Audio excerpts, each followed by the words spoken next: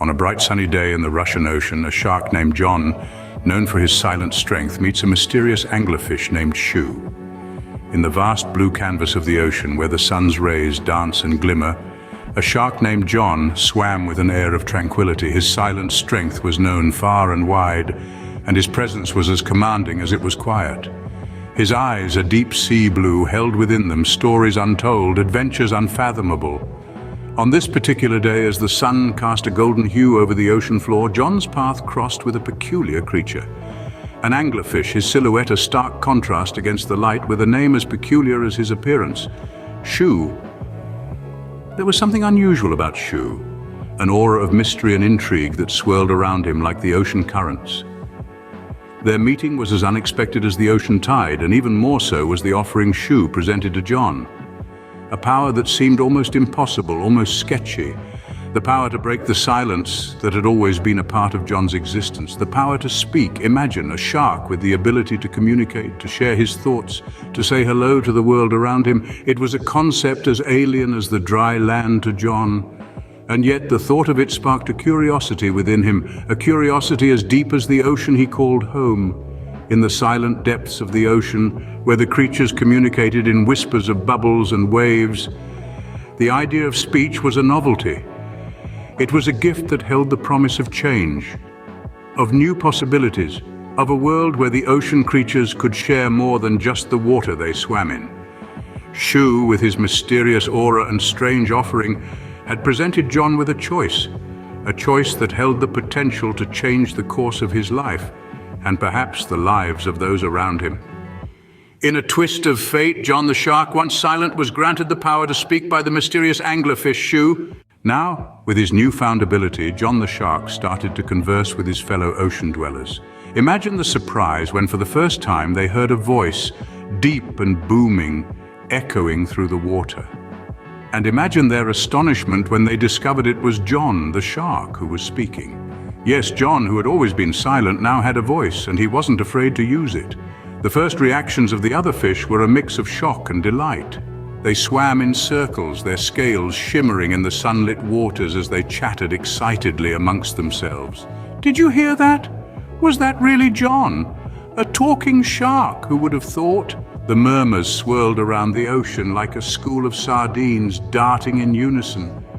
John, with his new power, didn't just speak, he engaged. He didn't just say hi, he asked about their day. He didn't just swim past, he stopped and listened. He asked the clownfish about their jokes. He inquired about the sea turtle's long journey.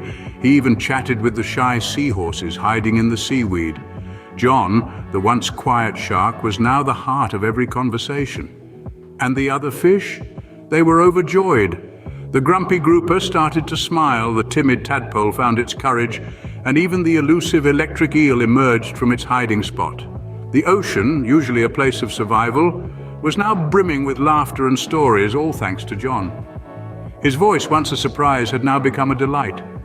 The fish looked forward to hearing his booming "good morning" every day. They eagerly waited for his stories, his jokes, his questions. They loved to talk to him, to listen to him, to be around him. John was no longer just a shark. He was a friend, a confidant, a storyteller. He made the ocean a better place, one conversation at a time. The ocean was filled with joy. Everyone was thrilled to hear John's voice. A shark who once swam in silence now became the voice of the ocean. Every day, John would greet the other fish, and in return, they would cheerfully reply, "Hi, John." It was a simple exchange, but it symbolized the unique bond and understanding that had formed in the heart of the ocean.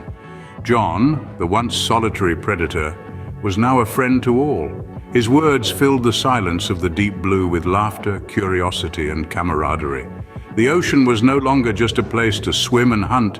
It was a community, a home where everyone had a voice and a friend in John. From the tiny guppies to the majestic whales, the creatures of the sea looked forward to John's daily greetings. Even the usually shy octopuses would occasionally venture out from their hiding spots, their tentacles waving in delight at the sound of John's voice. The way John used his newfound ability was a lesson to all. He didn't use it to rule or intimidate, but to connect and understand, to bridge the gap between species. He proved that even in the vast expanse of the ocean, no one had to feel alone. His voice became a beacon of friendship, a ray of light in the depths of the ocean. The sea creatures found joy in the most unexpected of miracles. A talking shark named John. The once quiet shark was now the life of the ocean, his words bringing delight to every corner.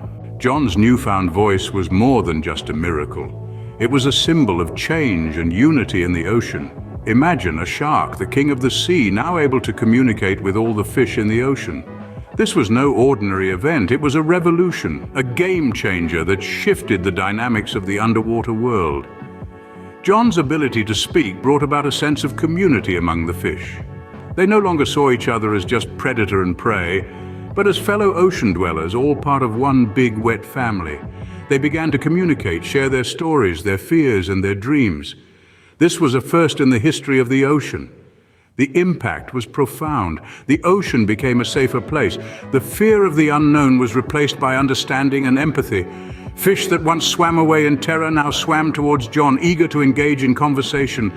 Even the smallest guppy felt safe in the presence of the talking shark. The sense of unity and camaraderie was palpable.